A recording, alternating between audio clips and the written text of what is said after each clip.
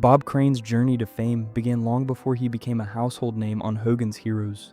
In the 1950s, he built a reputation as a popular radio host in Los Angeles, known for his quick wit and remarkable versatility.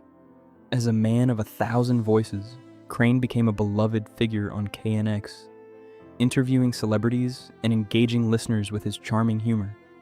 His natural ability to improvise and entertain caught the attention of Hollywood's elite, including Walt Disney, who praised him as the fastest wit in the West. Crane's success in radio paved the way for his transition into television, where his career would soon skyrocket.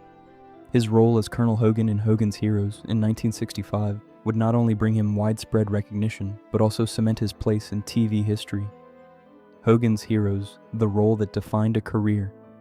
In 1965, Bob Crane's life changed when he was cast as Colonel Robert Hogan in Hogan's Heroes, a sitcom about a group of Allied POWs outsmarting their bumbling German captors during World War II.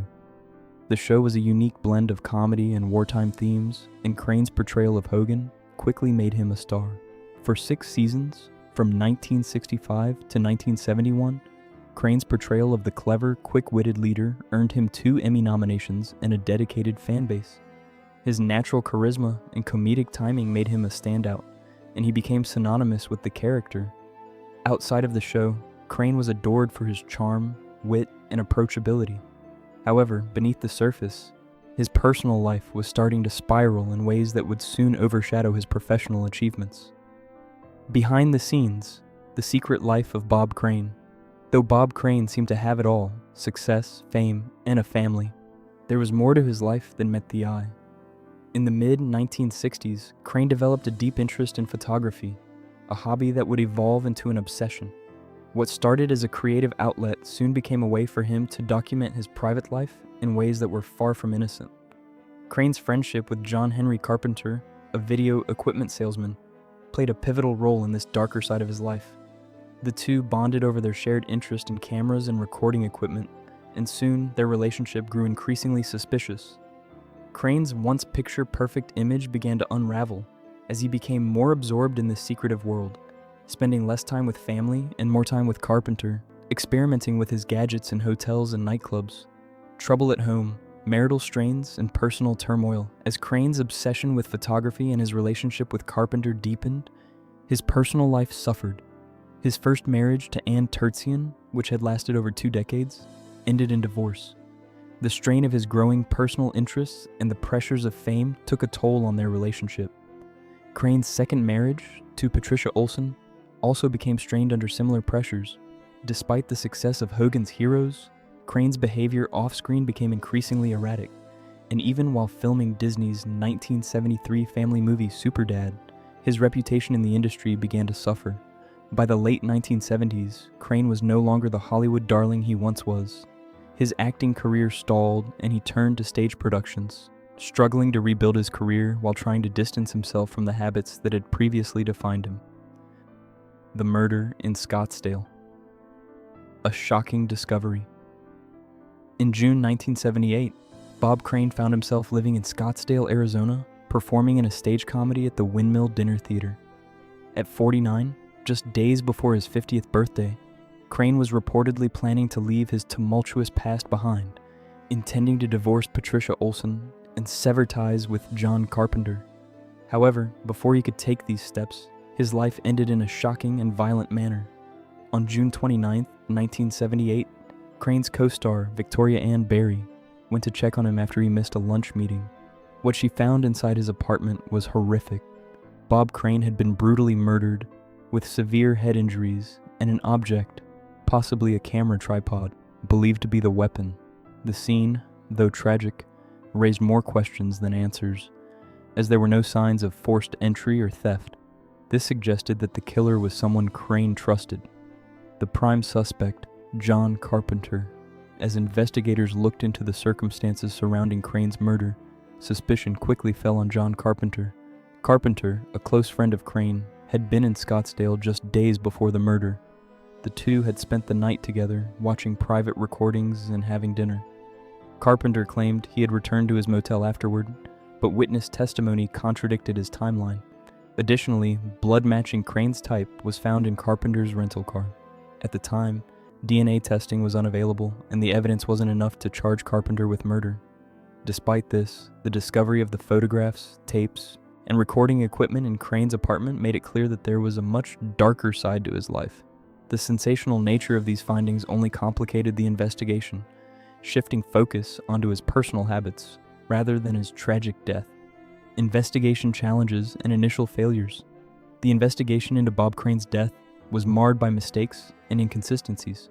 The Scottsdale Police Department, which lacked a specialized homicide division, mishandled evidence in key ways. Friends and family, including Crane's son, were allowed to enter the crime scene before it was properly secured, contaminating the area with fingerprints and footprints.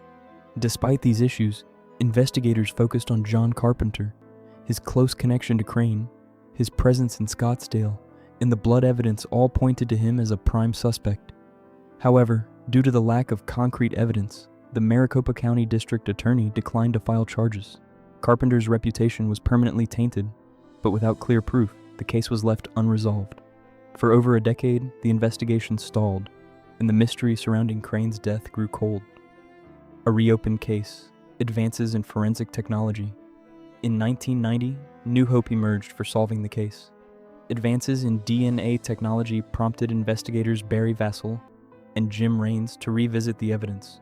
Using new methods, they found a photograph of Carpenter's car interior that showed a potential biological fragment. Although the original samples had been lost, this discovery provided enough evidence to reopen the case. In 1992, John Carpenter was arrested and charged in connection with Crane's death. The trial, which began in 1994, was a media spectacle. The prosecution argued that Carpenter's anger over Crane's desire to end their friendship led to the murder. They presented the blood evidence, Crane's troubled relationship with Carpenter, and testimony from Crane's son, Scotty, who revealed that his father had often spoken about cutting ties with Carpenter. The trial and acquittal, a new twist.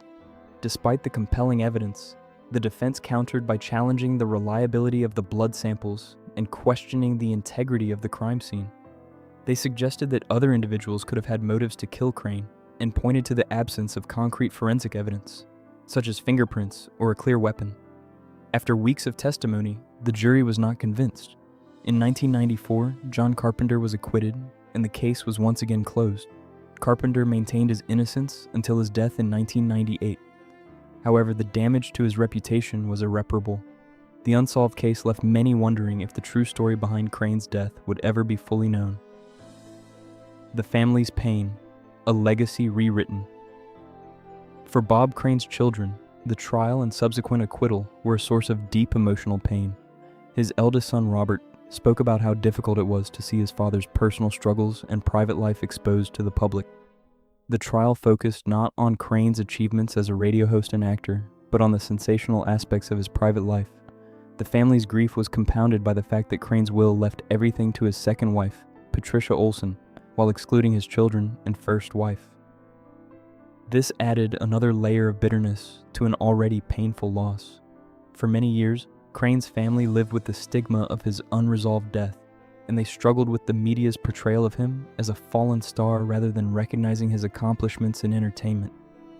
The final tribute, Hollywood's silent farewell. Despite the scandal and controversy surrounding Bob Crane's death, Hollywood did not forget the man who had entertained millions. At his funeral in 1978, over 200 mourners, including celebrities like Patty Duke and John Astin, came to pay their respects. His Hogan's Heroes co-stars served as pallbearers, a testament to the camaraderie they shared on and off screen. However, as the years passed, Crane's legacy began to fade. Reruns of Hogan's Heroes dwindled, and his name became increasingly associated with the scandal surrounding his death. The man who had once been known for his warmth, humor, and talent was now remembered for his unsolved murder. For his family, this was the most painful part of his legacy, the overshadowing of his career by a mystery that never truly resolved. The continuing search for answers, a case still unsolved. Even after John Carpenter's acquittal, the search for answers in Bob Crane's murder continued. In 2016, new DNA testing on evidence from Carpenter's rental car offered a glimmer of hope. However, the test consumed the last remaining samples, and the results were inconclusive, further frustrating Crane's family. His son Robert, who authored a book about his father's death, expressed that closure would never come. Despite the advances in forensic technology, the mystery of Bob Crane's death remains unresolved. His legacy, once marked by laughter and entertainment, is now inseparable from the darkness of his final chapter. The case remains a haunting reminder of the fragility of fame and the toll it can take on even the brightest stars.